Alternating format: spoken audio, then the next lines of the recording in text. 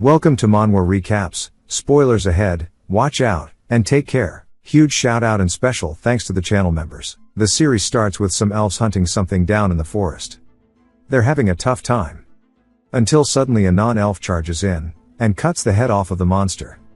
The elf, confused, asks why he would help, and how they could even repay him in the first place since he saved their lives. They say that he protected their tribe, and they'll never forget this debt. We see a little status window say that his affinity with the small village has increased. It was the first achievement of its kind, as it allowed him to move in and out of the elven territory. The man then introduced his younger sister to him, and she says that she wanted to become comrades with him. Again, this is a first achievement. Eventually, they end up getting married, and there's a big ceremony for it. After he puts the ring on her finger and seals the deal, he gets another achievement. A man then says that's enough, as he thought endlessly about how to present this, and that their game Ares is not just a simple game. Every character in Ares is powered by AI with their own personality, judgment, and will. People in the crowd are asking if that was really gameplay footage, saying that it looked real. The man tells them that it's not just a hyper-realistic game. The Kurum Corporation has created a new world with the integration of super AI, their birth, and godlike existence. The god of Ares judges users directly depending on achievements. It can grant immense powers, and with the relation of the god of Ares you can gain special powers, and become a hero, or establish your own faction, and reign as a king. In other words, anything possible in reality can be achieved. The people in the crowd start getting hyped about it, telling him that he's the best, and we learn that his name is Lysogen. The year 2045 was the first game of its type. The impact it had was explosive, and it influenced not only the game industry, but the global culture itself, and in the blink of an eye it surpassed 1 billion users. A whole year later we see people spawning into the beginner zone, which is where players level 1 through 10 start out. A man is looking down at his hands, saying that it's true that your real-world body type and abilities actually get reflected, and there was a reason only the appearance itself could be customized. Some of the noobs start talking about it, saying that they've heard about this. This is an event that has been in Ares since its launch. If you can break the wooden doll in 10 strikes you'll get a VIP capital worth 50 million, and plus 5 at all stats. But out of the billion players, all who have attempted what looks like a trivial event, failed. One of the spectators says that 10 strikes seems more than enough, and the other dude tells him that nobody really tries anymore. After sports national representatives kept failing, and even the gold medalist Hanel failed, people started saying that it was impossible. The dude says that if even Hanel couldn't succeed maybe it was just a setup to be unbeatable. The other dude says exactly that, and that's why there's been so much speculation. Homie asks why people are just standing around without even trying then. He says that it's because today the very last hope of humanity itself is on its way in. Here, a man asks if they could scooch over, and when he turns he says that he's finally here. It's an absolute freak of nature named the strongest primate, Medoseok. He asks if that's really the same doll that Hanel couldn't break, and the spectators say that he's huge. He doesn't even look human anymore, and they heard that he beat a bear with his bare hands. They say the doll looks absolutely tiny compared to him, and he might not even need all 10 strikes to win. Medoseok goes for it, and hits it with the first punch. The doll gets pushed, causing it to wobble, and they wonder if they're really about to see their first success. A man, outside of the game, asks a woman what she thinks, and she says that they should just hope that he makes it, as she doesn't want to take any more complaint calls. She says if he fails, then things will explode, and they'll just say that Ares made an impossible quest just for attention, painting them to be obsessed with recruitment and profit, and she doesn't want the headlines to be flooded with that tomorrow. The dude says that means if he fails they'll have no choice but to intervene in the system, but he doesn't think the CEO will approve of that. She says that's up to him since he's the team leader, and he asks how a mere team leader is meant to convince the CEO. She says that she doesn't care if he doesn't do it, she's going to resign. After the final strike Medoseok looks defeated, asking how this is possible. He drops to his knees wondering how the hell he failed, and a status window says that he can try again later though. The workers say that it's over, and the woman says they should run before the complaint calls flood in, and that he should maybe buy them both dinner while they're at it. He says that if he buys dinner she's not going to resign, and she says that she'll decide after she sees the menu. Another worker tells the team leader to get a look, as another challenger is stepping up. He asks why it will matter, as from what he can see that doesn't look like the back of somebody who would succeed. The woman says that's the default outfit you get when creating a character, and you can change it after hunting just 10 level 1 monsters, but his weapon looks pretty realistic, and plenty of players tried relying on realism before, and all failed. The worker says that he shouldn't have mentioned anything, and the team leader says it's fine as he had his own what if phase. The team leader says that they'll just go eat and come back. They then hear a loud breaking sound. The team leader freezes up, and so does the woman, and they turn around wondering why it's suddenly so loud. What they see is the doll being cleaved completely in half by a single strike. The man succeeded. It sent out a world message as he was the first user to destroy it. He gets his +5 to all stats, and gained 200 fame. The team leader drops his coffee asking who the hell that is, and he says that he didn't think there was someone out there with that kind of ability. She says that Medosiak was meant to be the last one, and most likely he's just an ordinary person. He then realizes it's probably the weapon, and tells them to run a grade check on that sword. She says she's on it, and then tells him that it's strange. He says of course it is, otherwise this whole situation would be weirder, and she says that's true, but it's actually an epic grade. We see it's called Radiance, and it has an attack of 143, and there are no restrictions for the creator, but everybody else has to be level 40 plus to use it. The team leader starts straight up tweaking because it's an epic grade in this starter village, and he wonders what that man's real identity is. It jumps to the sound of metal ringing. The fire next to him is burning the sweat off his body. As the hammering sound continues, he sees his father's figure working away at the anvil. He calls out to him, and freezes up. He starts crying, saying that he's finally come back. He hugs his father, saying that he'll protect him. But his father, in a very pained voice, tells him that he's mistaken, as he is still burning. The man's face instantly turns to one of horror, as he sees his father lit ablaze, yelling that he is burning. The man falls to the floor, telling him to hurry, and get out of the flames. He continues trying to plead with him, and eventually he wakes up crying. In real life, we see that he has suffered severe burns on the entire right side of his body. It takes us to a hospital in Seoul. A man is sitting at the table, asking what they even expected, and if those idiots are really still holding out hope. He says you can't break the wooden dummy with physical stats alone. We then see the burn victim calling out to his friend, asking if he's finally here. The burn victim tells him that he told him not to call him during the day. His friend, Kim Ji-hyun, asks what he's meant to do, as he won't meet him in the evenings because he's working, and he can't even go into his father's hospital room. The burn victim sits down, asking what he wants. Ji-hyun asks if he's not hot wearing all those clothes. He gets annoyed, and pulls down his mask, asking if he's wanting to die or something. Ji-hyun apologizes, and says that he'll get straight to the point. He asks if he's heard of Ares. The burn victim asks what it is. Ji-hyun says there's no way he doesn't know about it, saying it's the hottest game right now with a super AI. There's one event in the game for beginners, and nobody's succeeded yet, and even all the big name celebrities have failed.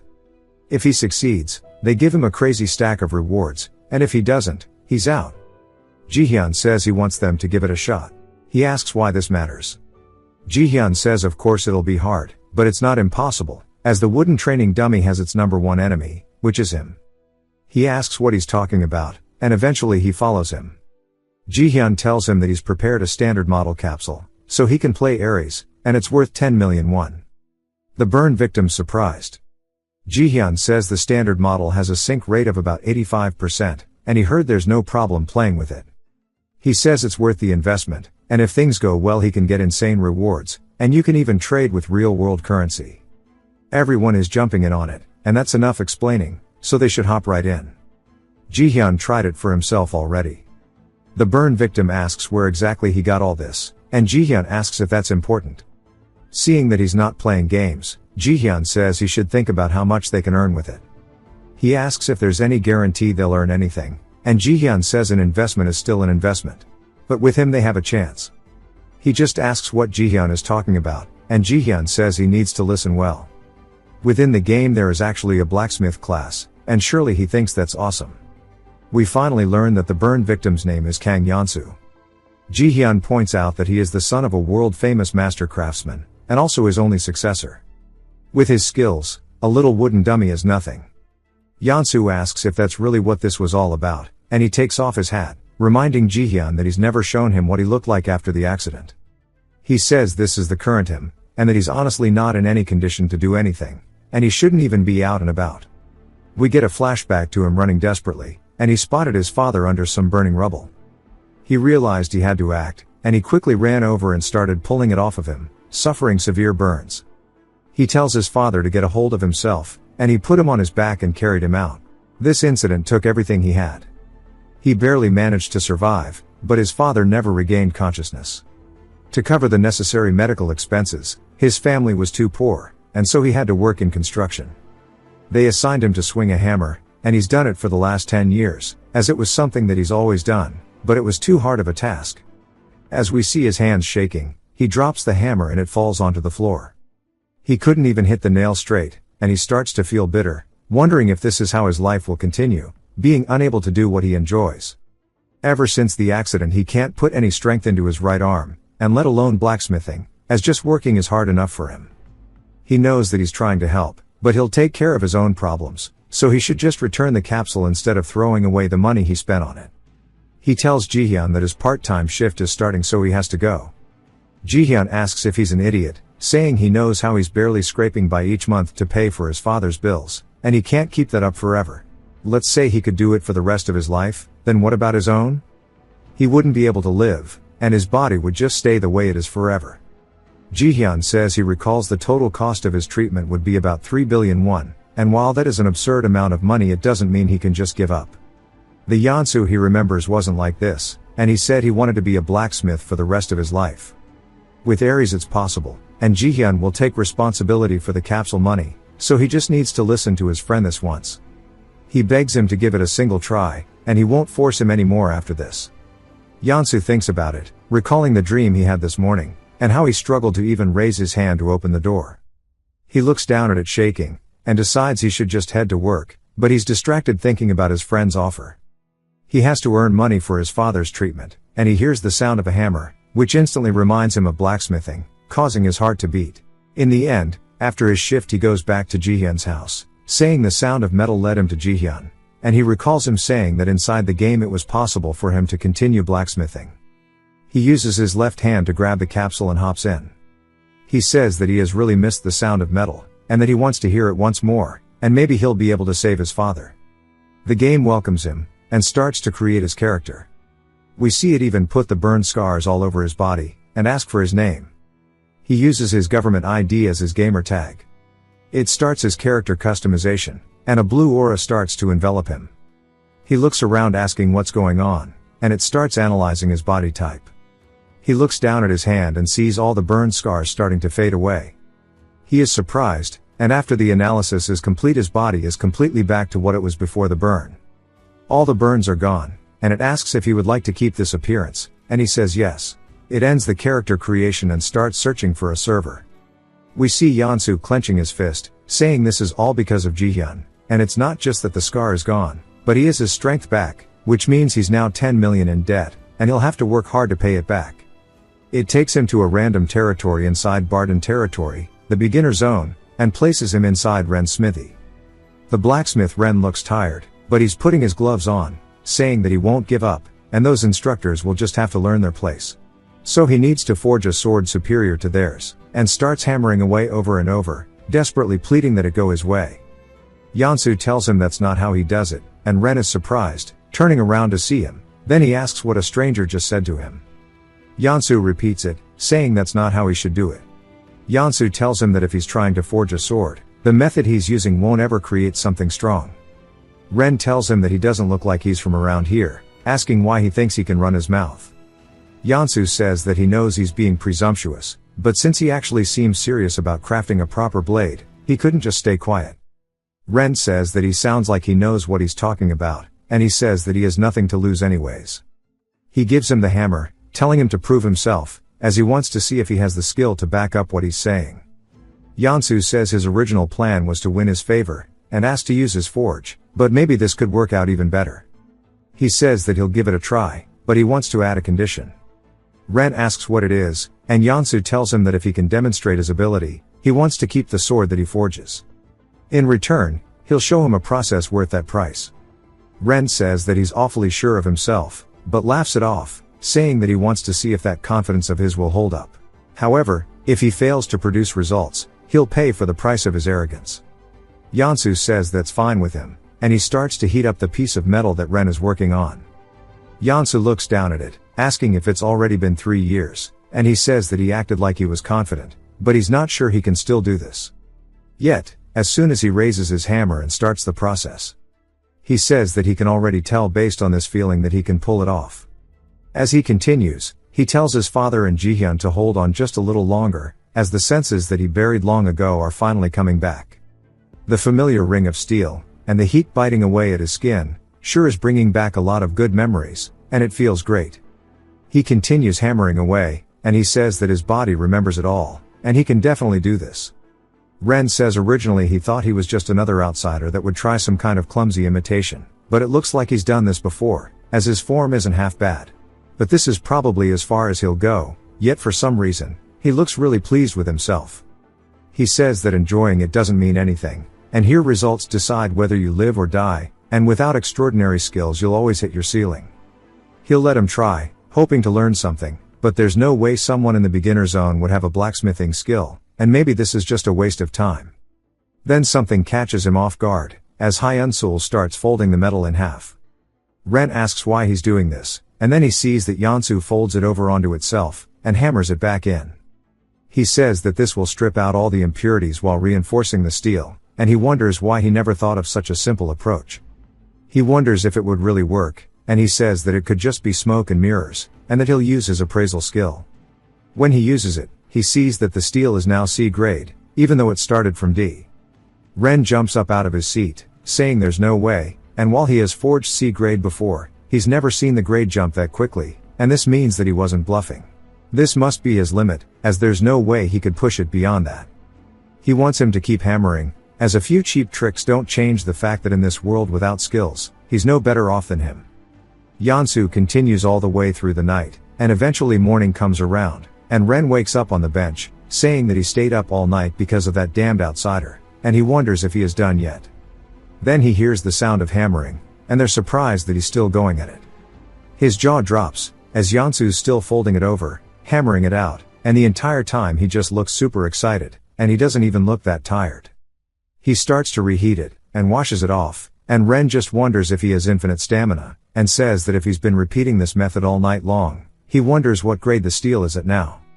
When Yansu holds it up, there's a bright shine to it, and as Ren uses his appraisal skill, he sees that it is now B grade.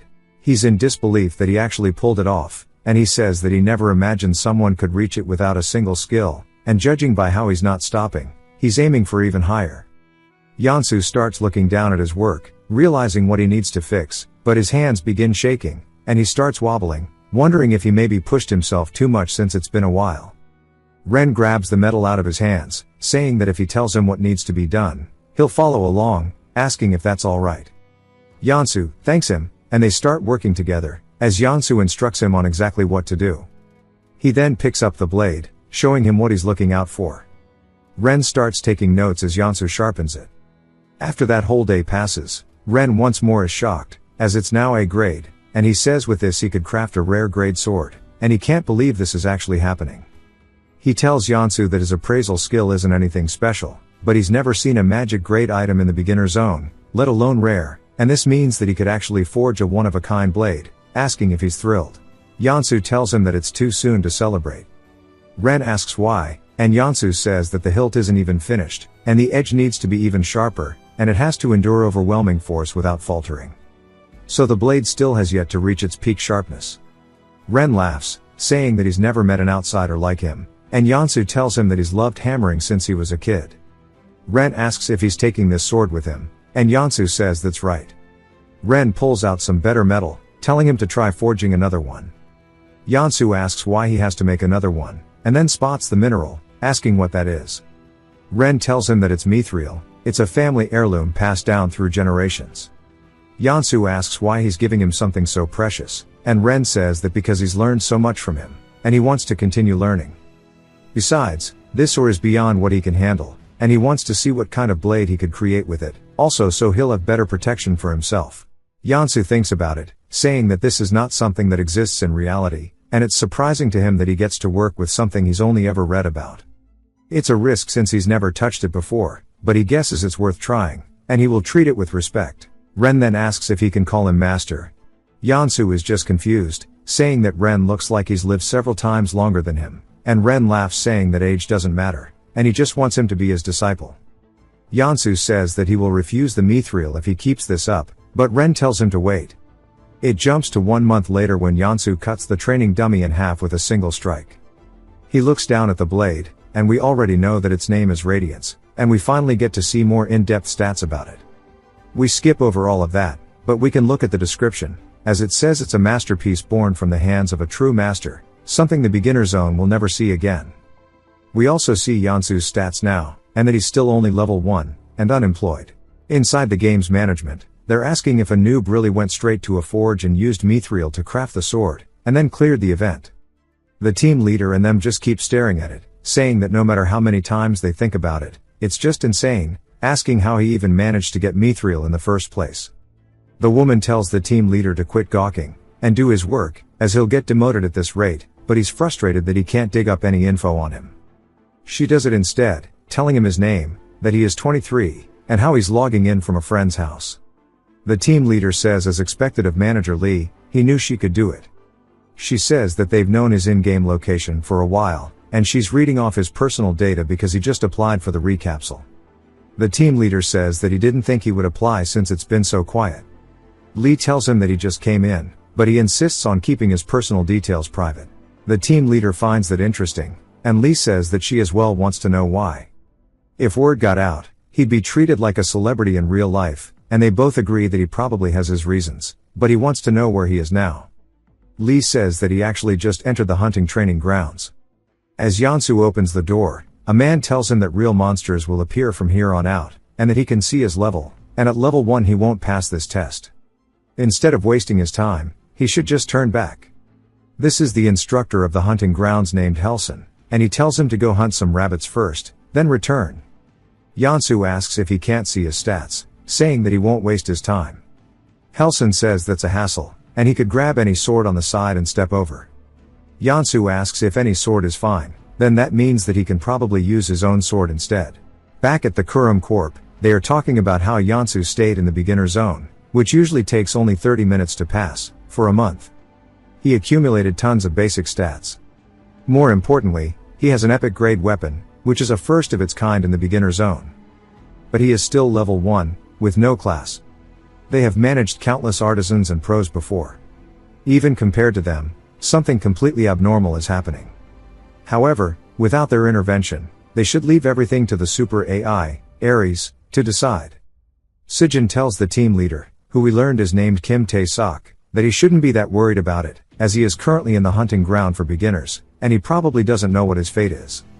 Sijin just wants to see how far he will go. Back to Helson, asking if he is really going to use his own sword.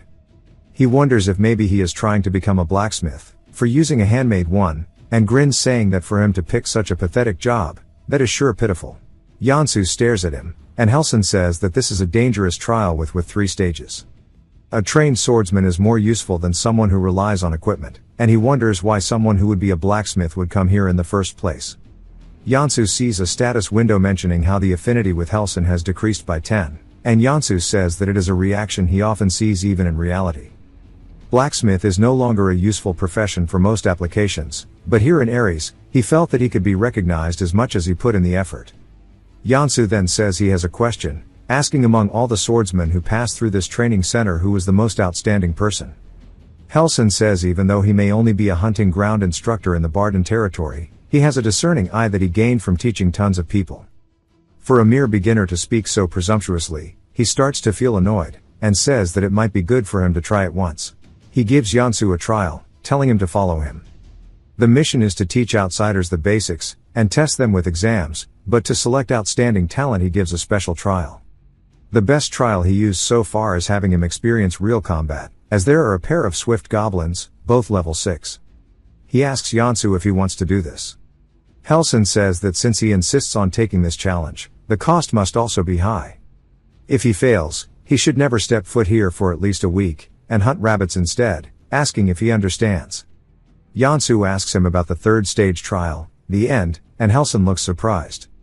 Yansu says that he wants to clear all of them up to the highest level at once. Helson is just pissed that he's ignoring the importance of his training to this extent, saying that Yansu is really getting on his nerves. Helson says that's fine by him, and he grabs onto the chain and starts pulling up the gate. As he pulls up the gate, instead is the final 4th stage trial monster, which is a mad goblin, level 15, and the swift goblins are still there as well. Helson says that among all training centers worldwide, the number of 3rd stage passers is extremely small, and the number of 4th stage passers is not a single person. The swift goblins charge in first and scream. One takes the lead, and Yansu raises his sword, blocking its attack. The other one then leaps in and points his sword down. Yansu says that any blacksmith could instantly recognize it. As he rears back his blade, he goes to meet the charge of the goblin. His radiant sword increases his physical power by 12% and defense by 8% for 40 seconds. Yansu says that the enemy's weapon quality is ass, and he shatters it all the way through, killing it, sending its corpse flying. He can tell based off their weapon quality that they stand no chance. The other goblin then screeches as it comes in for a surprise attack, and Yansu turns, seeing it thrusting. He can't dodge, so he takes the attack. Helson says of course a critical hit got landed instantly, and that's why the swift goblin is called the natural enemy of beginners. No matter how good his equipment is, without skill ultimately it won't matter. But Helson is surprised that Yansu is actually still standing, as it barely took out 18% of his health. He says that really hurt a lot, and that's way too realistic. But Helson can't believe that a level 1 endured a critical hit. Yansu says that it's a relief though, as a result of focusing on weapon crafting for the last month, his strength and stamina stats have also piled up, though his agility hasn't increased. Helson says that it's too early for him to let his guard down, as the real danger starts now. The level 15 goblin starts to screech, charging straight in, and shoots out some projectiles called mad thorns. They fly straight towards Yansu, and of course he doesn't even try dodging them. Instead, they hit him all over, giving him status effects of dizziness and reducing his vision. As everything's hazy, Helson says that he admits that he's good, but this is his limit, as there's no way he can overcome this with the two of them attacking together. Yansu says that he just needs to focus, trust the weapon that he made, and do what he can. As the goblin gets close, we see his sword slice through its head, and he kills both of the goblins in a single strike. His sword increases attack speed by almost 2 times for a second. He says that with his weapon he can overcome this much of a level difference easily. Sijin starts to lock in, and both Tae-sok and Lee are just surprised. Even Helson is, because a level 1 shouldn't be able to do this, as not a single person has done it so far. With both the goblin and the other goblin defeated, Helson gets excited, saying that for him to accomplish what no one else could is amazing. While it was clumsy, it wasn't bad, as he used attacks that brought out his sword strength. So he must have learned swordsmanship somewhere. Yansu says that he was taught that a blacksmith should handle his weapons directly, and that is all he has done.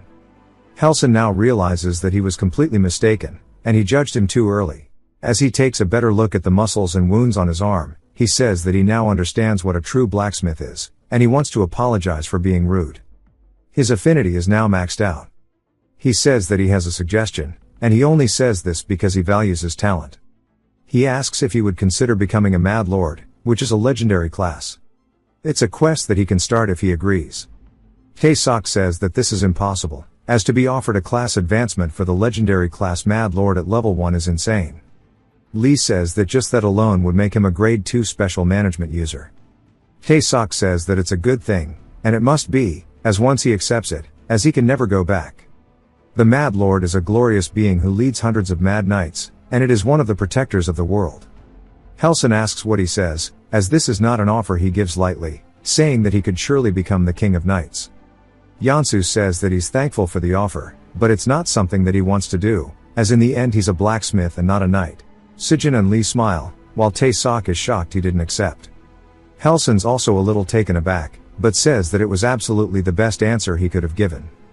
Yansu says that he never thought he'd be able to hold a hammer again, but inside this game he felt that his life as a blacksmith was finally beginning anew, and he gets a hidden quest to go meet the Lord. Helson tells him that it's his letter of recommendation for him to go to the Lord's castle, as there is someone waiting for an extraordinary blacksmith like himself. As a reward for his trial, he'll give him some armor once used by the former Mad Lord. It's rusted and lost function, but he trusts that Yansu can make good use of it. He should go try the impossible things that others have yet to achieve, and he knows that he'll be able to do it. Yansu says that he'll try his best. Back at the corporation, they say in the end Yansu escaped his biggest crisis. Tae-sok says that he actually kept his potential open, because he might be able to get to the peak of the blacksmith profession, and unlock the God of Blacksmith's class. With this, the tutorial is over. He'll finally get to start the game. But before that, as we see him taking off the headset, he says he has to go pay his gas bill. He needs to make sure that everything in real life is taken care of before he know life's the game. While he can see a lot of potential in it, he needs to cover his dad's hospital bills, and his living expenses. His balance is not looking that good. He gets a call from Jihyun asking if he cleared the training ground yet. And Jihyun himself says he couldn't get on, because work's been so busy. Yansu says that he just got the quest, and arrived at the territory's village. Jihyun tells him that he should be able to use the auction house now, and to go check it out. Yansu asks about it, and Jihyun says that in-game essentials like gear and items are crafted, and then sold at the auction house for gold. 10 gold equals 10,000 won. With so much real money trading, plenty of people basically treat it as a job. And that's the real reason he pulled him into the game. And he realized while playing the game that he's never seen anything as amazing as the swords he and his father made. That's why he told him it would work. And once he gets the upgraded capsule with almost 100% sync rate, it'll be even more incredible. And they should flood the market with the masterpieces of the world's greatest blacksmith. Yansu starts to smile, thanking him for the glaze. Then he goes out and treats himself, saying that his path is clear. He needs to focus on crafting, and quest to earn gold. That means he's got to manage his stamina too. It's not like real blacksmithing, but gaming takes a lot out of him too. As we see him training out in real life. He tells his dad to wait a little longer, as he'll make sure he can wake up again. He logs back into the game. The first thing he does is connect to the auction house. He asks for a shop name to list his items. He names it Yun's Forge. A giant scale descends from the sky, and as he's looking up at it, we see him floating in the middle of the air. And a status window says that the map Forge of Power has been created. And he can now access the auction house anywhere at any time. He wonders what to list first. Aside from Radiance, the only other sword he has was the test one at the Forge. It's rare grade, and similar level limit swords go for around 70 gold. Jihyun said not to price it too low. And since it has a ton of special effects, he decides that he'll just put it for 100. He lists it, and says that he hopes there's good news. And while he waits for it, he will explore the village to learn the systems. He didn't expect how much traction would be generated over his first sword, as people from all over the world are looking at it. It was a level 1 crafted item. And he literally named it his first sword. People are saying it's crazy that he made it without having a class. And the bid starts going up, and up. People begin watching it in real time. People talk about it in the guild chat. The dude asks his vice guild master if he's seen it, as it's insane. This is the Golden Shield Guild. And the man's name is Blam. He's talking about how the creator is a level 1 with no class. And with the humblest material, he made the best sword. And everybody's losing it. But more than that, it came out with an enchantment option. The Vice Guildmaster says that with just a little investment, it would carry somebody to level 50 easily. And whoever he is, he's clever. Blam says that it even has a name. Since it's named his first sword, it means that it will probably be a part of his collection piece. And for a level 1 with a skill like this, it seems plenty valuable. And he asks the Vice Guildmaster what he thinks. The Vice Guildmaster asks if he's talking about investing. And Blam says exactly. They can try and use this to get on his good side early. After a bit, Yansu's embarrassed, saying that even though it's up now, it's been forever, and he only made it as practice while getting used to the game. He doesn't even know if it'll be sold, but of course, as soon as he says that, he gets the notification that it has been. He opens up the auction book, wondering exactly how much it was sold for. He starts flipping through the pages. He wonders how much he'll get until he sees it was 1,008 gold. He's taken aback, because that's over 1,000,000 won. And he says this is the jackpot. He wonders who bought it. And we see that it was Blam from the Golden Shield Guild. Blam even sent a message when he bought it, introducing himself. He tells him that their doors are always open to talents like his. And if he's interested in exclusive sales, to contract with their guild, or contact them. Yansu says that he wonders what kind of guild it is, and when he opens up their page, he sees they are a blacksmithing guild with almost 1,000,000 followers. He recalls Jihyun tells him that it's harder to get followers than to level up, and the more followers you have, the more players are paying attention, and attention can turn directly into profit. Right now, the followers he has for his forge is barely 82. But as soon as he clicks on the message window for his forge, it starts flooding out. And he says that recruitment offers are pouring in non-stop. While a lot of blacksmith work is vanishing from reality, in the game it's popping off. And the worth of a craftsman's skills can be proven with data and numbers, making them shine very brightly. But it's not time for him to join a guild yet. He heads to the Lord's Manor, and he says that he hasn't even shown half of his skill. His true value is only going to continue increasing. We hear the Lord asking a man named Bell if it's impossible, and if that's the case, he doesn't know what to do. Bell says it's doable. While there's always a chance of failure and restoration, the artifact might not just fail to be restored, it could be lost forever. And that's why he entrusted it to the continent's best restorer. The Lord asks if that person can only be found in the capital. And Bell says yes, their personality is so difficult they refuse to meet anyone, let alone travel all the way out here to Barden. The Lord says exactly, but he can't just abandon the affairs of the territory to go himself. And he looks down at a broken item, saying that this is his father's only keepsake. A bow unlike any other he's ever seen. There's no way he wants to leave it in this state. We learn that Bell's actually a player leveled 100. His class is rogue. But is currently disguised as a blacksmith using his skill, false promise. He says he spent a week earning the Lord's trust. It's time for him to reap the reward. The Lord says that for the restoration costs, he'll give him 300 gold. And before he can finish his sentence, Bell says that if he hands him the bow, he'll take it to the capital, and ensure it perfect, but he gets cut off by Yansu saying restoration. He continues walking into the room, saying that he can restore it right here though. Bell just wonders who the hell's butting in at the last second. The Lord asks if he's trying to say that he can do it right here, and now. Yansu smiles at him. And the Lord then asks the guard who this person is. The guard says that he came with a letter of recommendation from instructor Helson. The Lord asks if he means Helson from the beginner hunter's training ground. And as Lord of Barden, he wants to know of his ability and experience. He's asking for his class and level information. So Yansu tells him, saying that his level is 1, and his class is unemployed. Bell starts to get pissed, asking how a level 1 can act so arrogant in the Lord's Hall, especially one without a class. He's saying surely he knows that the restoration skill can only be learned by a blacksmith at level 80. Yet he dares speak of restoring an epic grade recurve bow at a discount. He's spent a week investing in this, so he should stop meddling in his business. Yansu says that he's mistaken. This is not a recurve bow, and that it is called a horned bow instead. Bell is confused. Both the guardsman and the Lord are just intrigued. Yansu says that the guardsman Becker gave him a rough explanation. His late father left him with a bow, and it was burnt, so he wishes to restore it. A long time ago they received it as a gift from a mysterious outsider. It was unique as it was an unusual bow, and a form no one had seen before. The Lord says this is enough. He's always tried to be tolerant towards outsiders, but he's tired of being deceived. The baseless claims about his heirlooms from this moment on, he will only speak words he can be responsible for. Yansu says he wants to confirm something first, even if it was a strange form gifted by an outsider. It was actually crafted here within this domain. On the way into the Lord's Hall, he saw a drawing of a herd of beasts resembling buffalo. In his world, buffalo horns were a very special material. However, in the curve of this bow there is something unusual. Instead of the usual cow sinew, whale sinew was used, asking if he can explain this. The Lord says that the outsider was his father's friend, and a blacksmith. The picture he saw was a depiction of a herd migration of the giant buffalo. They were monsters, and the horns of the giant buffalo, and whale sinew. Both are rare resources found in Barden swamps and ports. The man gifted his father a bow made with Barden's finest materials. For him to discover the secret of its materials, which even a level 100 blacksmith couldn't see through, sure is interesting. Bell realizes he is in a bad position.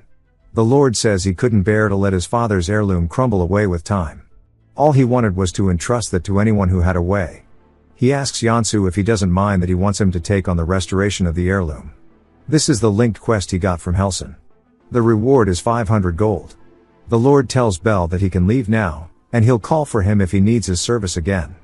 Bell bows to him respectfully, saying that he understands. But he's just pissed, wondering what Yansu did by taking his money. He tells Yansu that he vows that one day he'll get his revenge, and Yansu just needs to wait.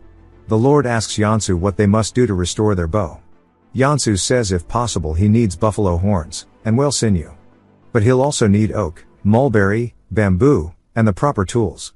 Since he has identified all of the materials, he has acquired the restoration method for the horn bow. The requirements are level 60, and all of the materials. Of course he's allowed substitutes, and if the restoration falls below 70% it will fail, and it will destroy the item. We get a flashback to a young Yansu asking his father if this is how he fixes it. His dad tells him that he can do it alone though, asking if he really enjoys making bows that much. Even with his hands being all scraped up, he's completely absorbed in it. Yansu says that as long as he's doing it with his dad he likes anything. He tells him that he'll teach him smithing once he's older, so for now he just needs to train his hands to handle materials with precision. Yansu says of course, and we see him shedding a tear in real life. Since he is in the new capsule, and with almost 100% sync rate he'll have better access to his skills. He can craft it properly just as he taught him. We see him sitting in front of all the materials. The Lord enters the chamber, saying that he'll help him as well. We hear the sound of them getting to work throughout the night. Yansu is chipping away at the wood to make the actual structure of the bow. He's very careful with it. We see Yansu bending the bow into shape, as he starts to use the sinew to keep it. He begins heating it up to make it more pliable. While he begins sweating, the Lord looks over, saying that this isn't easy to do, especially all day. His grip strength is gradually weakening, but seeing how much fun Yansu is having makes him feel much stronger. He didn't think he'd be doing this for an entire week. After a bit he asks if he can leave. But Yansu says he has to help finish shaping the bow. The reason he's been coming to the workshop every day is because he wanted to personally restore his father's heirloom. The Lord smiles, saying that's true. And that bow is the only item carrying memories of his father. But he asks about him, saying that he seemed to enjoy working on the horned bow quite a lot. Yansu looks down at it, saying that he does, as he has many precious memories as well. To restore memories it takes time, and effort. And they grab each other's arms, as the Lord says he understands. 10 days go by, and then 15, and 20, and finally it's the last day. And the bow has finally been completely restored. It is also epic grade, and the stats are pretty good. The Lord looks at a statue of his father, asking if he's watching. He says just like last time, a mysterious outsider has gifted him the bow once again.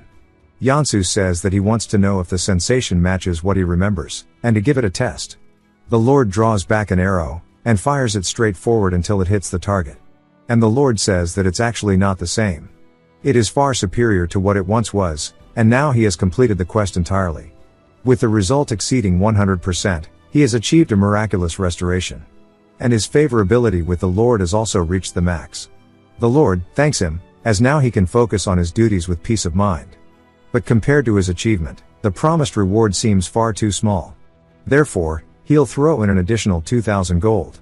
And he'll grant him the free use of the forge. Yansu's completely taken aback. He's really excited, because that's 2,000,001. And he'll have enough living expenses for at least the next month or two. The Lord then says that there's something else he wanted to know about.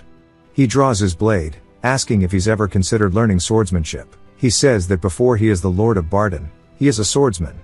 The Prime Sword Art is a secret sword art of the Prime Kingdom that subdued the endless waves of monsters from all directions, and brought stability to Bardon. He is undoubtedly a born blacksmith, but he saw another potential in him. That is the talent of a swordsman. In addition to what was written in Instructor Helson's recommendation letter, he became certain after experiencing him firsthand. His outstanding physical condition, and the agility with which he handles tools, and his unbelievably deep knowledge, as well as his understanding of various weapons. He intends to share a small piece of his swordsmanship's core with him. This is a grade B skill quest. He will get the Prime Sword Art after reaching 80% in training proficiency. The Lord tells him that they don't have time, so he has to watch him closely. He'll have to make him work as hard as he made him work in the workshop. Yansu says this is an unexpected gift. Then a whole month passes by. He crafted a bow for his own use, and worked on restoring the Mad Monarch's rusted armor. And in between his blacksmithing, he would train swordsmanship with the Lord. As we see him finally get the advantage on the Lord smiles at him, and Yansu says with this he has cleared the Prime Sword Art. The Lord asks if he is going to leave now. Yansu says yes, thanks to him he has finished all his preparations, but the Lord just wants to know where he is going to go next. Yansu says that he is going to go get a proper job. The Lord reminds him that if he ever needs help, feel free to stop by. Yansu heads out after saying all of his goodbyes, wondering if he should reorganize his items before he leaves. The equipment he has newly crafted and restored is the Mad Monarch's armor, which we already know about. It will compensate for his low level with its damage reflection skill, and the new bow he made has a 60% accuracy option to cover his living expenses during the upcoming quest. He has crafted some other rare grade bows in his spare time, and put them up on the auction house. We see he put his second bow on the auction house after it, because he is using the first one, and he wants to see how much it will sell for this time. We see someone else looking at the bow on the auction house, saying that something unbelievable has happened. Even the bow made by Black, the ranked number 1 ranker in Korea when he was level 10, wasn't this good. But this person stayed at level 1, and made a bow like that using only low-grade materials. Smith, the world's number 1 ranked blacksmith, once said that everything in this game is ultimately Ares' decision. Whenever Ares is moved by a user's gameplay, it'll bestow upon them a fitting job, skill, or title. For the owner of this smithy to be capable of crafting an artifact of such an outstanding level, then just like Smith, he might end up holding the title of a legendary class. This is actually the guild master of the golden shield named Rune. It ends up selling for 2050 gold, and he says that he can't believe they paid 2 million won for a bow in a game. He is still level 1 by the way, but now he has 3,200 followers, and he can't even keep up with all the guild invites, and crafting request messages anymore. He closes his book, saying it's time to go to the holy land of blacksmiths, as they have a whole tower dedicated to them. He treks through a forest, a river, and even some plains until finally he reaches the Tower of Blacksmiths. He says that it looks even better in person than he imagined. He walks up to the door, wondering how to get in, as it is sealed off. As he stares at it, a status window says that this is the Tower of the Sword Blacksmiths. To become a blacksmith, he needs to strike this seal with a sword forged in the magical forge. Yansu says that this lock-like seal is definitely some kind of igneous rock, and it seems like a type of pumice. He wonders what the magical forge is, saying that it must be this little door. He walks over to it, and enters, seeing the forge below him. The status window says that he can receive training to craft the sword needed for the test. Materials and tools are supplied infinitely, and crafting time is significantly reduced compared to a normal smithy. However, swords crafted here can only be used for the test. Yansu wonders if they are only looking for a forging skill, but knows what he can make to cut stone. We hear a man says that all of this trash recently is the same, all money-hungry goblins, wanting to sell scrap metal made carelessly with poor skills, and not a single one of them is interested in the work of a real blacksmith. The age of blacksmiths ended long ago, and everyone is just in it for the gold. This is the master of this tower named Daeng. He says that if people want the title of blacksmith, then he'll let them have it. However, they can only get it by roughly making a sword, and swinging it. He's given them what they want, so his role is over, and he doubts that anyone will ever slice it. But maybe they'll leave a scratch, as it is absolutely impossible. Yansu says that he's decided that he'll craft the Damascus sword. The status window says that it's something that can only be crafted by the highest grade blacksmiths. Then it recommends him craft a basic iron dagger instead. Yansu says that all the materials are available, and if he knows the crafting method, he can at least give it a try. He recalls his father saying that a sword that can cut stone can be made if he follows this method. Yansu says that if he follows his father's teachings, he can clear this mission too. He's equipped with perfect refining facilities, as well as equipment made with magic. There's an infinite supply of the ore, and he has everything he needs to craft the Damascus sword, and even the required time is reduced. This game is truly insane, and he wants to hammer away to his heart's content for the first time in a while. At the top of the tower, Daeng is sleeping on one of the ledges peacefully, until there's a very loud vibration. It makes him jolt awake, and he looks around, wondering what's going on, as the entire tower itself is shaking. And it's all from somebody hammering down at the forge. He heads down the stairs, wondering what's going on. As he approaches the door, he sees the seal get sliced in half in front of his very own eyes.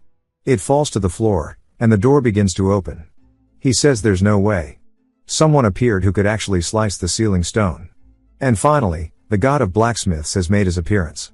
Yansu just wonders if he passed the test though. Daeng says that they have been measuring ability through the sealing stone until now, but the god of blacksmiths here sliced the stone clean in half, so they couldn't get a measurement at all. Yansu wonders if he's really having to do a retest, as Daeng takes him down to a giant magic circle on the floor. Yansu asks what this is, and Daeng tells him it's a summoning circle, but now he wants him to please accept his hammer. Yansu reaches for it, and the status window says that he has received the Hammer of the Covenant. It is linked to an SS grade quest that will now begin. Daeng pushes him into the summoning circle, saying that there is a true test that he must undertake, and he has to pass it. And once more he calls him the god of blacksmiths. We see the light that's teleporting Yansu on top of a castle wall. He's a little dizzy from the teleport, but he just wonders what's going on, and if he really needs to do a retest. But what he sees in front of him is an entire army of orcs, and this is the quest that he has to deal with, to subjugate them. He asks how this is a blacksmith quest to begin with. One of the men then yells, saying that Lord Daeng has sent reinforcements, and Yansu just wonders if they mean him. They greet him, and we see that the clear condition is to achieve 70% contribution along with the 50 warriors. One of the men named Hans thanks him for coming, saying that he's the subjugation leader, and tells him about the orc invasions, and how they're growing fiercer by the day, resulting in many of their weapons being damaged in battle, asking if he could quickly repair them with his skill. He says that there's a misunderstanding, as he hasn't changed class to blacksmith yet, so he can't use that skill. Hans is surprised, asking why he's holding that hammer then. Yansu looks down at it, saying that it's all a misunderstanding, and he obtained it during his class advancement test, and he was sent here to take the additional test. They ask if he has no real battle experience then, and he says yes, as his combat level is still beginner stage. Hans says he thought that he was sent to support them, but they sent someone to learn instead. The invasion is especially fierce today, so he doesn't know what to do. He tells Yansu that since the situation is dangerous, he should stay at the watchtower for a while, as that's a safe place to wait until they return. An axe flies in, and Hans spots it, but so does Yansu, as he turns, deflecting it with his sword. The axe slides across the ground, and Hans is speechless. Yansu says that even though he's still inexperienced, he would like to join the battle, and that this is indeed a retest. Hans just asks how he's meant to be a beginner. The men head off the wall, charging straight towards where the orcs will be invading from. Yansu says that if he fights them like he did against the goblins, it should be fine, and Hans tells Yansu to follow Ben's squad, as he will guide him step by step. Ben tells Yansu to take care of them, but says that he'll go first. The orcs begin charging in, and Ben blocks one of their attacks with a shield. Just from this, Yansu can tell that the pressure is different from the goblins, and that this is a real battle. But he doesn't feel like he'll lose, as he meets one of the orcs, attacks, and cuts its head clean off. As soon as its head hits the floor, he gets a status window telling him that the orc was level 10, and he gained 86 experience. And he is now leveled up to level 2, and Yansu says that a month of training definitely wasn't wasted. Ben is just surprised, asking if he really hasn't changed his class, as that's amazing. Yansu realizes that he's distracted, as another orc leaps in, meaning that he is in danger. He then swaps his weapon to his bow, and draws it back, firing it, as the arrow goes all the way across the battlefield, straight towards one of the orcs in front of Ben. The orc turns to look at it, but it's too late, as it pierces it in the side. Once more, Ben gets distracted, and Yansu has to draw back another arrow, and shoot 2 more orcs, one in the head, and one in the chest. He levels up once more, and Ben says that for him to bring down an orc with just an arrow is impressive. Hans tells him to lock in, as the orcs are all charging at Yansu now. Ben says that he got into danger saving him, and runs forward, saying that he can't really be spaced out in the middle of a battle. It's because of him that he's in this spot. Yansu swaps back to his sword, and uses an attack called Flurry, making it hard for any of the orcs nearby to get close, because as soon as they do, they'll get cut into chunks.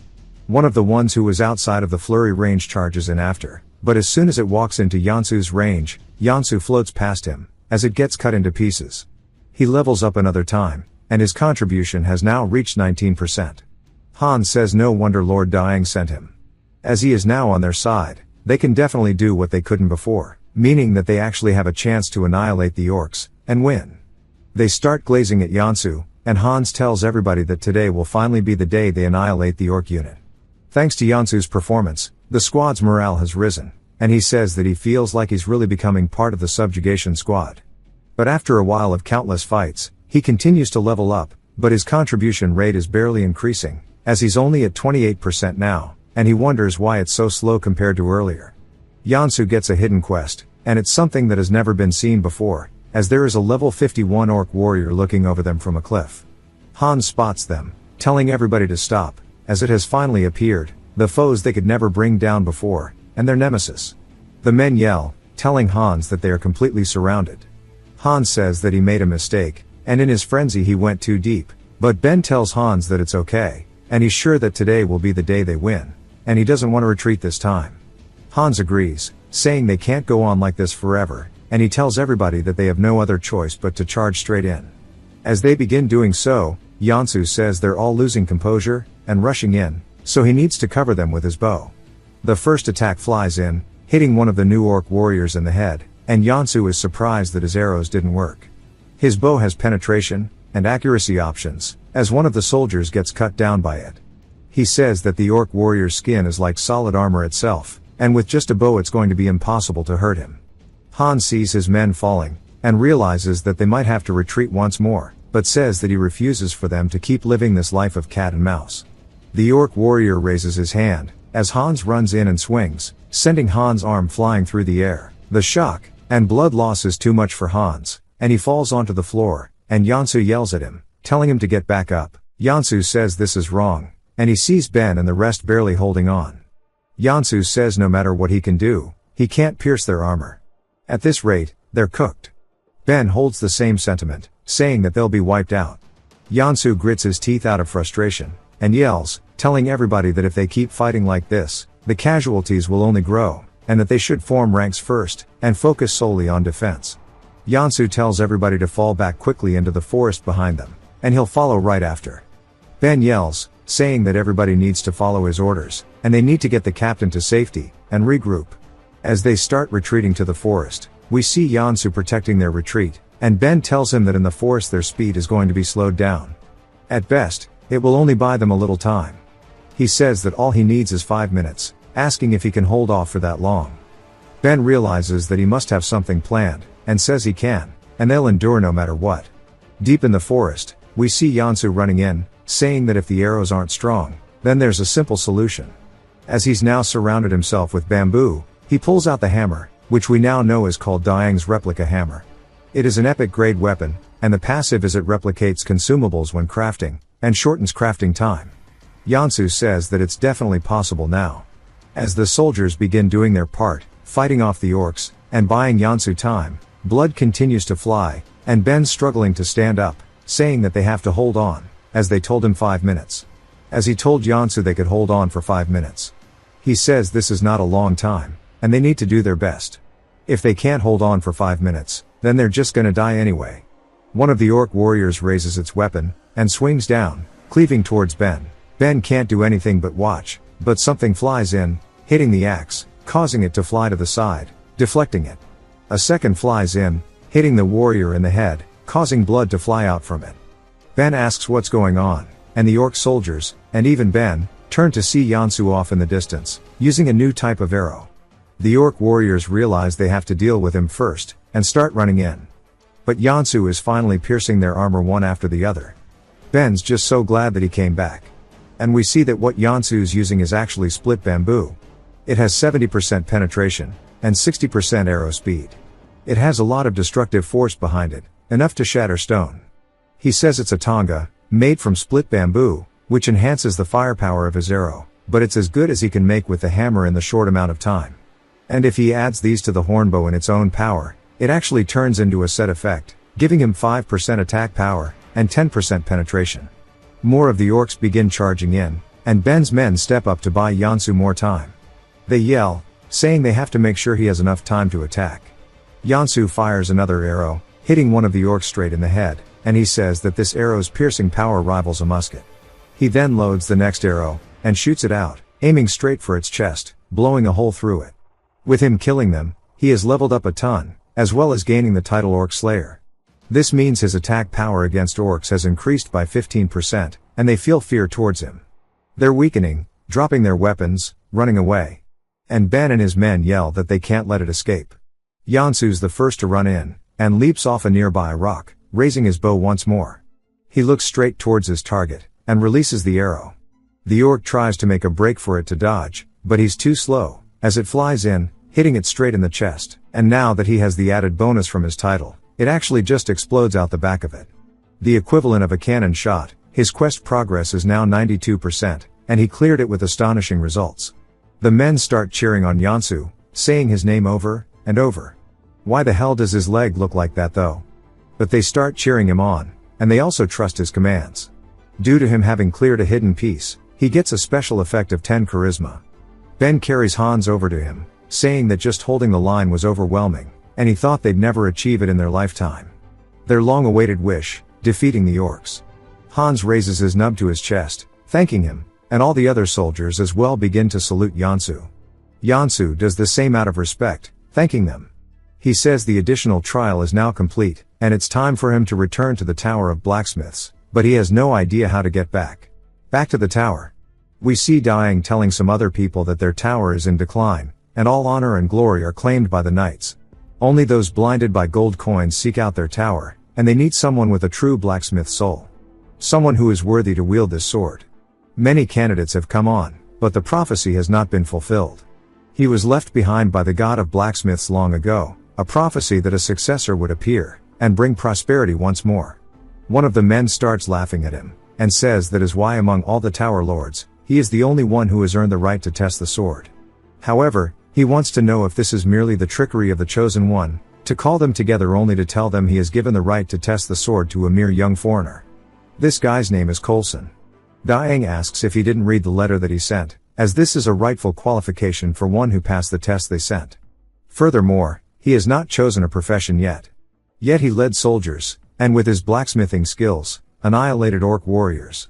The other tower masters ask if he really annihilated them without a profession. Daeng says that the test was based on the prophecy. The successor to the god of blacksmiths will be stronger than anyone, therefore this sword will provide the final answer. At least that's what he hopes. A man then enters, telling Daeng that Yansu has arrived at the hall. Daeng says that he needs to go back, and grab him, and lead him here to the sword. As everybody is waiting, Yansu makes his way up the stairs, and pushes the door open. They welcome him. Daeng says that he has passed the test, and earned the right to enter their sanctuary. Also, he has earned the right to challenge the sword of prophecy left by the god of blacksmiths. The moment he grabs the sword, everything will be decided, and he will receive a fitting title. Yansu says that he even cleared an additional SS rank quest in the class advancement test, so maybe it is a legendary class advancement. Coulson congratulates him on standing with them in this glorious place, saying that it was a splendid performance. This shows such resourcefulness in such a crucial moment. However, the errors he made were merely imitations in the end, and he was lucky. If he hadn't had an epic grade bow from the start, he never would have passed the test. So he needs to hurry up, and draw the sword, and see if luck will be on his side this time as well. Yansu can tell this guy is condescending, but says that these are still the masters of the blacksmith's tower. Each of them has forged the legends of Ares, and they are all super renowned NPCs. As blacksmiths, they must possess impressive levels and titles that inspire awe. And while they certainly are great, as Coulson is level 365, and is the blacksmith of bows, he says that he doesn't feel like his skills are inferior at all to anything they could produce. He wants to know what would happen if they competed purely without the aid of titles. As he walks toward the sword, Yansu says that he will give it a try, but it starts to resonate. It sends out a strong shockwave to everyone else in the tower. As the sword itself starts to vanish from the ground, and spread out into a fragment of light that blinds them. It then places itself in Yansu's chest, and he asks what just happened. He starts touching his chest, asking where the sword went, and Daeng says it's just as he expected, and he starts laughing, saying that this is what it meant for their prophecy to be fulfilled. In all this time, they merely created rituals and procedures as they pleased. If he truly was the successor, there was no need for him to even grab the sword. Coulson realizes what this means, and the position he will hold in the tower, and says that he won't accept this. But a bright golden status window appears, congratulating him as Ares' first god class. Coulson says it wasn't Daeng or even him, and it was just some foreigner, as Yansu has now officially advanced to the god of blacksmiths class. At level 10, Bro finally doesn't have to put the fries in the bag. He asks what a god class is, and if it's really Ares' first. He also has a unique title now, which is SSS rank, and when crafting artifacts he is not subject to material level restrictions. When crafting artifacts, mastery increases based on the type, and as a blacksmith he will become stronger than anyone. His class quest, the sword trial, will begin at level 100. The other tower master starts talking about it, saying that this is as per the prophecy, but Coulson yells out of frustration, saying that he refuses to let this be. All of them are tower lords who have been awaiting a great successor, one who has received a revelation from the god of blacksmiths himself, and they cannot assume that the sword's choice is the will of that god. Daeng yells, telling him that the prophecy is absolute, but Coulson says that it is not, and he who is acknowledged by all tower lords shall become the successor, and that is also part of the prophecy. Therefore, He challenges him to a blacksmith's duel. If he defeats him in the duel, he will acknowledge him as the successor. But if he wins, then the status of the successor chosen by the sword prophecy will mean nothing, and he will have to forfeit. Daeng says that he has lost his mind, and he tells all the other tower lords that they need to restrain him, but they low-key don't want to, and he realizes that they must also feel kind of similar. Coulson says that he can back out if he wants, and he will grant him the position of Vice Tower Lord, and that is only if he agrees to obediently receive his education. Daeng yells at him once more, but Yansu accepts, saying that this is a challenge that he is completely up for. In the first place, he doesn't know why he is so condescending, as he definitely doesn't think his skills are worse. Blacksmiths speak through their skill alone, and we see that now that he has a class, he can use an ability called God's Custom Crafting. The duel itself is a quest that is S-grade. Coulson says that their dueling method is different from that of a knight. The items they pour their souls into making at the forge will be used by each of them, and they will clash, and the first to break loses. There is a top-tier smithy he had prepared within the hall, and now that he has the blacksmith skill, a day should be enough time for him to forge a weapon. That is only if he is truly the god of blacksmiths. He says that he will see him tomorrow. As he walks away, Daeng says that he stepped up to participate in the next battle, which he didn't expect to happen. He says that Yansu accepted the duel too hastily, as Coulson was exceptionally skilled even among the tower masters. Yansu says that even if he obtained a god skill, he still needs time to grow. If he had not changed his class, it would have been a duel he was guaranteed to lose. Inside of Ares, incredible skills and buffs are granted based on level and title. Furthermore, as tower masters, they have unique special abilities. However, once he class changed to a god class, the gap disappeared. The difference determined purely by skill has become even more distinct. Because of the skill he obtained God's custom-made creation, which is God grade itself, he can custom make any artifact he desires, and imbue the artifact he is creating with any effect he wants. The higher the grade of the effect, the higher the crafting difficulty. The effect value is granted at 0 to 100% depending on the crafting technique. Away at the smithy, Coulson is starting already. He says that he was a blacksmith who forged swords for a while. He knows a swordsmithing technique passed down through his family for generations, and he was also the successor who rightfully inherited that skill from his father. But then a master appeared whose skill far surpassed his own, so instead of swords, he had to become the tower master of the bow. Although he was resentful, he acknowledged and accepted it all because of a great vow that he made at the time. But in truth, he has always regretted it. That vow was something that held him back. And now they brought in some stranger from who knows where, and placed him above him, and that is something he absolutely cannot tolerate, as he starts pouring his soul into his sword. Yansu as well as forging a blade, and after a bit he looks up at it, and Daeng says that the process of imbuing artifacts with abilities and effects is based on the fundamental principle that to gain one thing, you must lose another. To secure advantageous conditions for the duel, strength must be prioritized, and the weapon breaker stat must be maxed. That's why to get the desired ability, he had to craft it at the highest possible grade, and that his strength and stats are merely at the rare grade level right now. And he doesn't actually know if he's going to be able to win this, and he wonders just what he's thinking, and what the abilities of his god class are. It is now time for the duel, as he and Coulson are standing before one another. Coulson says that seeing as how he hasn't run away, it seems that he managed to make something overnight, and he wants to see if his skills are worthy of him to be called a successor of a god. He draws his blade, saying first he shall introduce his sword. It's called Black Knight, and we see that its durability is 12,000, its attack power is almost 700, and it has a unique ability. There's some other special abilities that I'm not going to read. Daeng looks at it, realizing that Yansu might be outclassed, and even the other tower masters say as expected, his skill is incredible. For him to make a unique grade overnight is crazy. Coulson says of course, this is obvious, as this is a masterpiece into which he poured his family's traditions and secret techniques. And he wants to see what Yansu has made. Yansu unsheathes his blade, and as the sheath drops to the floor, Coulson is taken aback, but Daeng looks really happy. If we look at stats, the durability is only 1000, the attack is only 200, and it's only rare grade. The other tower masters ask if that's really all. They say that it seems Coulson is right after all. Coulson seems a bit disappointed, but smiles, realizing that he's won this bet, and says that he's made a huge mistake this time, and he can't believe he made this ridiculous bet with a little kid. He charges forward, saying that he'll end this here. Yansu raises his blade as Coulson charges in. Yansu swings forward, aiming straight for his sword, and we see it break the Black Knight in half. Daeng's surprised, and Coulson just looks pissed. But Yansu knew it would happen, and as soon as the blade hits the floor, Coulson freezes up, asking him how exactly he did that. Yansu says that swords aren't just judged by their grade alone. What he put into the special ability was the sword that cuts swords. It's a 65% chance to slice through another sword. It's one of a kind, and cannot be repaired. Coulson realizes how foolish he's been, and recalls his father telling him that someday the god of blacksmiths will come to this land, and he's a person who will shatter their common sense, and lead them with new teachings, and the chance to meet him is given to everybody. Coulson says that maybe if he becomes a great blacksmith, he'll be able to receive his teachings. Daeng can tell that he's reflecting on it, and says that simply breaking the sword won't be enough to persuade the tower masters.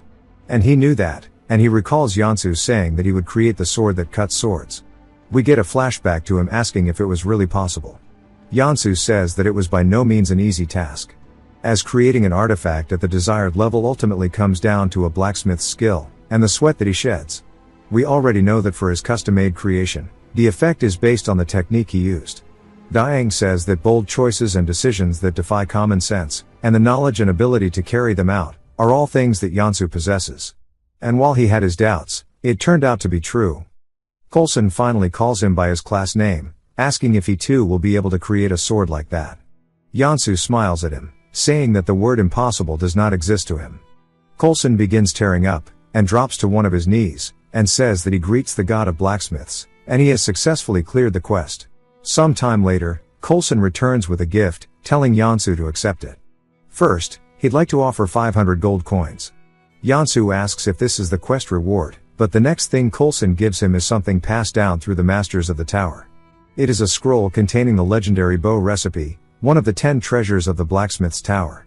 He says this is a bow recipe that he was never able to complete himself, and it is only right to give it to one on the path of becoming a powerful being.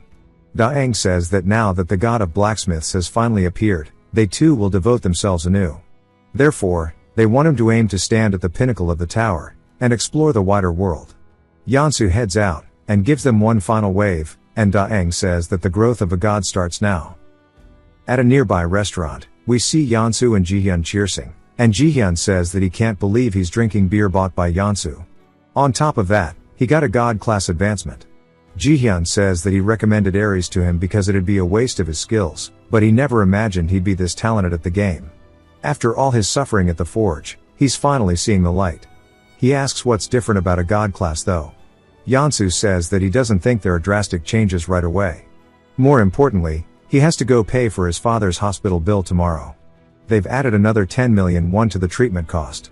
Jihyun says, speaking of which, he looked into the new medicine Yansu asked for his father. The new medicine isn't covered by insurance, so they said to expect it to cost at least 20 million, and on top of that, his burn treatments as well. His class alone will never be enough to make money, and there's a limit to how many artifacts he can craft and sell due to stamina. Fundamentally, he needs to level up, and gain fame. Yansu recalls Daeng's words about his growth starting now. Jihyun says that he needs to befriend the most famous people in Ares, and that's the only way to get much bigger rewards and rare items from quests of the same grade, and use that as a foundation to craft the best artifacts again. Yansu wonders how he's meant to do that, and Jihyun says he actually came up with an idea. Jihyun says that he will rack up the best achievements, and give him a free carry. Yansu laughs at him, saying that he should just try not to get fired from his job. Jihyun tells him that he's serious though. On one of the messenger boards, we hear some people in Ares chat talking about how Lord, who was always ranked 21st, finally became a legendary class. That's not all. The most amazing thing is that he actually ended up defeating the Sword King, Barad. People are skeptical, asking if he really managed to land a hit, and they say that's right. No one has ever been able to hit him until now. That alone is amazing, and they want to know how he did it. He says he did something that none of the other users up until now could have, and they wonder how Lord, somebody who's not in the top 10, was able to pull it off. Back to Yansu at the hospital, he says it's going to be 30 million a month, and he has to pay the overdue hospital bills by today. Even with the quest rewards and auction house profits, it's not enough, and he can't let his father's treatment stop. He then is surprised when he gets on his phone. He saw that his first custom-made sword had a winning bid of 53,000 gold, and it was sold to Lord, and that's how he actually did it. Yansu quickly runs to the receptionist, saying that he would like to pay his dues right now, and he absolutely can never stop playing the game. Yansu messaged Lord, thanking him personally. Lord says that it was thanks to him that he was finally able to fulfill his dream of passing Barad's trial. If everyone understood the value of the sword he crafted, they would know that the 50,000 gold he paid is not a high price at all. To strike the Sword King's sword and create an opening, even he had a surprised look on his face. He wanted Lord to tell Yansu personally that the king of the Gwayar kingdom, Barad, is waiting for him, and he wants him to craft a sword specifically for him. Yansu was surprised by this, but Lord recommended that he go to see him. Yansu heads out of the hospital, saying that his father's hospitalization and new medicine treatment are both going to be able to be solved with this, but he does need to go meet Barad and find the lost forge as well. Elsewhere, we see a man stepping out of a car. He's a pretty big dude. He's looking at Yansu's father's workshop, and he says that there's only 1 month left until their promise. Back to Yansu that night, he's on the phone with Jihyun. Jihyun says he can't actually meet Barad, and he asks if he really thought having a god class is everything. There's no way a level 10 can meet the king. To meet such high status NPCs, his level of fame has to be just as high, so he needs to be at least level 200. But it's not like there's no way. The Gwayar martial arts tournament is held every year in the kingdom, and it's an event tournament with a level 50 to 60 limit. The Sword King Barad is always looking for talent with potential for growth, and that's why he holds the martial arts tournament every year. It's going to be held pretty soon, and the winner receives their prize money directly from Barad. This is the only way to meet him at the moment. We see Yansu on a carriage heading somewhere, and it's because Daeng told him to go to the castle territory. It's a place on the border of Prime and Gwayar, where war with the undead is waged daily, and they will need his skills more than anyone. The castle territory is a territory defense zone where you stop the invasion of undead monsters. Yansu says, according to Daeng, the fastest place to level up is right there, and he has to clear it, regardless of what quest they give him, so he can actually go and meet Barad. Yansu finally enters the castle territory, and instantly they ask if he is one of the reinforcements from the capital. As it's perfect timing, as they were desperate for even one more person right now. He is a centurion named Lander, level 76. He says because the number of invading undead has increased. Yansu is surprised, asking if the numbers really increased, wondering if there might be a reason. Lander says that when the holy bell of Ramus rings in the castle territory, the invading undead become vulnerable, making them easy to defeat. Until now, the sound of the bell of Ramus has kept the undead at a distance. Yansu says it must be some kind of event system. Lander then tells him that a while ago it actually shattered into pieces, and they were caught off guard, and didn't know what to do, so they've been reinforcing their defenses. But the enemies are starting to notice, and they're gathering. Yansu asks if it can't be repaired, and then Lander realizes that he's probably from the tower, asking if Daeng sent him. Yansu says yes, he was actually sent by him personally. Lander asks why he didn't start with that, as they've been waiting, and they can go to the commander now. They then stand before the commander, who doesn't know if he should believe it or not, asking if Daeng really sent him. His name is Cal, and he is the knight commander. Lander says that it's true, and he says that he wants to see the Bell of Ramus in person. Cal says that if that's the case, he must have come knowing that even Daeng deemed the bell unrepairable, and that the Lord has already secretly commissioned its restoration several times, but they all had the same result. The shattered Bell of Ramus was nothing more than an unrepairable artifact. Although there is one person among them who is still in castle looking for a way to repair it, it's nothing but a fool's errand. They're level 290, and even they can't do it. Then he asks Yansu what his level is, and requests to view his information. Yansu then informs him that he's only level 13. Cal says that he doesn't want to blame him for coming to help them, but he should first find a place where someone of his level could be of help. Right now, the castle territory is on the brink of destruction, and the day the main undead forces begin to move will be their day of reckoning. It is his duty to protect the Lord, and the people of this territory to the very end, so he must fulfill that duty. One of the men then yells to Cal, saying that the undead are invading the eastern wall, and there is a huge number of ghouls swarming in. All the ghouls are level 41. Cal says it's dangerous, and they must defend the main gate. He then tells Lander to follow him, and then says that he thought this goes without saying, but he wanted Yansu to know that everything they discussed is a secret. Yansu says of course, and he says that if this is like the Battle of the Orcs, it's definitely possible. He then gets the quest for the territory defense, as the ghouls begin swarming the east side of the wall. They're starting to climb up it using each other as stepping stools. The soldiers are doing their best to fight them off, but some are still getting over. Lander says that undead monsters are hard to kill without a weapon imbued with holy power, so he needs to aim for the same spot multiple times. As he sees Yansu drawing back his bow, Yansu shoots it out, piercing through one of the heads of the ghouls in an instant. Lander is surprised that he took down the head of a ghoul in a single shot without even using any holy power. Yansu then does it again, but this time gets a collat, clip that shit, hitting 5 in a row, causing their siege tower to crumble. The soldiers begin cheering, and Lander starts to get hyped up. Yansu says this is more manageable than he thought, and if things keep going like this, he can definitely clear it soon. But a status window appears saying that a new story begins, and his quest has now been changed. It's now for him to defeat the giant siege ghoul, as we see it approaching the tower. And it's unequaled, and it's as tall as the wall itself. Lander starts freaking out, saying they have to go get the Knight Commander now, as this thing is level 89. They run to get him, but they spot him at the bottom of the tower, busy defending the gate, so he can't spare any time. They say at this rate, the wall is in danger. Yansu says he'll draw its attention for a bit, and Lander asks how he's meant to do that. Yansu quickly leaps off the wall, flying off of it, and the men try telling him that it's too dangerous to go alone. Yansu readies his blade, and charges forward, slicing through a whole ton of ghouls on the way down, killing them in an instant. He safely lands at the bottom of the tower, right before the siege ghoul. He says that he just needs to take it down, and he's made up his mind. He charges forward towards its leg. He actually goes past it, jumping into the back line, sending the ghouls flying.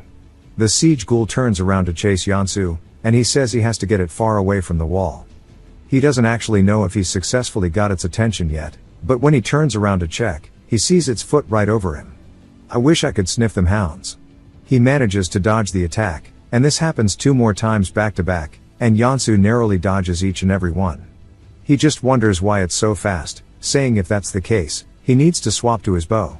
As he does so, he readies one of the arrows he used on the orcs, and shoots it out, saying that with this, it'll be finished. The arrow flies in, hitting it straight in the head, but of course, it didn't do anything to the siege ghoul, as it's now just staring at him, pissed off. Its eyes start to glow a deep red, and Yansu is just surprised it did no damage. It then raises its foot once more, but this time it kicks forward, punting him, taking his health below 10% in an instant. The game reminds him that he will be forcibly logged out at 0, and he says that this isn't how it's meant to go. Yansu starts to stand back up, saying that there's no way he'll deal with a forced logout, and they can't say something so absurd. If he can't clear this episode, he won't be able to participate in the martial arts tournament, and if that happens, his father's bills, and his own treatment, and taking back the blacksmith's shop will all be impossible, and he can't go back to being the hopeless person he once was. He started this game to change his reality, and here he absolutely cannot give up. He draws his bow once more, and fires another shot, but this time aiming for its thigh, blowing a hole straight through it. It starts to scream in pain, and roars. Just the roar itself starts to take some of Yansu's health, putting him below 3%. He says that he will not give up, as it starts to run straight towards him, slamming its hand forward. Yansu fires another shot, blowing a hole through the side of the ghoul, and he says that it's not over yet. But as soon as he readies the next shot, his string snaps on his bow, and he's surprised. As the hand starts coming in, he realizes there's nothing he can do, and it slams him into the floor. His health is now 1, and he wonders if it's over. But he says that he won't let this happen like this, and he refuses to give up. A special condition has now been met. His health is below 5%, and with a powerful desire, he can now acquire a new skill. He has acquired God's emergency crafting, and he can now begin it. However, he must craft a weapon within 20 seconds. The weapons made through emergency crafting can only be used for 30 seconds themselves. Yansu says that this is his chance. The timer now starts, and he says that the way to clear this episode is right now, and it's his last chance. As he has 20 seconds, he starts hammering away over and over, crafting something desperately. He raises up the hot metal, sticking it into the water, cooling it down. He actually manages to pull it off, bro a speedrunner, barely making a sword within the time frame, and he grabs onto it, leaping forward, slicing straight through the ghoul, landing behind it. The attack itself doesn't look like it did anything at first, but it did that typical anime thing where it was delayed. Pretty much, he just cuts the ghoul in half, causing it to fall onto the floor. He's still just in disbelief until it finally sets in. He looks up excitedly, saying that he actually did it. Due to him defeating the siege ghoul, he went all the way up to level 38 in one go, and he says that this level is more than enough, and he falls unconscious. As the guards quickly run over, calling out for him, he later wakes up, and we see him bandaged. He asks how long he was out, and how much time has passed, but the guards are all just cheering him on, saying that he's a true hero. He asks what all of this is, and we hear Cal saying that they made it through another day because of him. As he puts his hand on his shoulder, he asks him how exactly he did it, and thanks him. Yansu realizes he can't exactly explain it, and Cal wonders if it's that incredible, but to Yansu, it's not a story anybody would believe no matter how he explained it. Cal says that he doesn't have to be humble, as he was the star of the show today. Yansu says that since ghouls are weak to divine power, they're being similar to ghosts. As soon as he learned of that trait, the four-seal sword immediately came to mind for him. To ward off disasters, and meant to drive away evil spirits. Thanks to his father telling him about its restoration that day, he was able to bring that sword into existence, and he's so glad that it turned out just as he thought. Cal says that he also needs to give him his reward, and he's put in a generous amount, giving him 2,000 gold. Yansu thanks him, saying that he just got another 2 million won. Cal then clears his throat, saying that he misunderstood him, thinking that he was like the other outsiders, and he bows, wanting him to accept his apology. Yansu tells him that it's alright, and he's just glad he acknowledged him in the end, as his affinity has now reached max. Cal then says he would like to make a formal request, as he wants him to repair the bell. The sword he had earlier definitely had divine power in it, and he believes that someone like him would be able to do it. Yansu tells him that he appreciates the offer, but he must get to the Guayar kingdom. Cal says that he actually forgot something important, the fact that he is a blacksmith, and that their lord possesses a legendary mineral. If he fixes the bell, he might even give him that. This immediately piques Yansu's interest, and he heads to his lord's chambers, and opens the door, showing him the bell that he needs to repair. Yansu says that it's not just broken, it's completely shattered. Cal says that he wants to know if he can trust his words to remake it. Yansu says of course, but it's way worse than he expected, but he still thinks there has to be a way. A woman then enters the room, telling them that the bell cannot be repaired. Something that's impossible for even a level 290 like herself means there's no way someone who's not even close in level could do it. She gets right up to Yansu's face, saying that he must be a fraud. If you've watched till the end, comment, Maestro, to let me know. Subscribe for more videos like this, leave a like or a comment to help the channel out. Thanks for watching.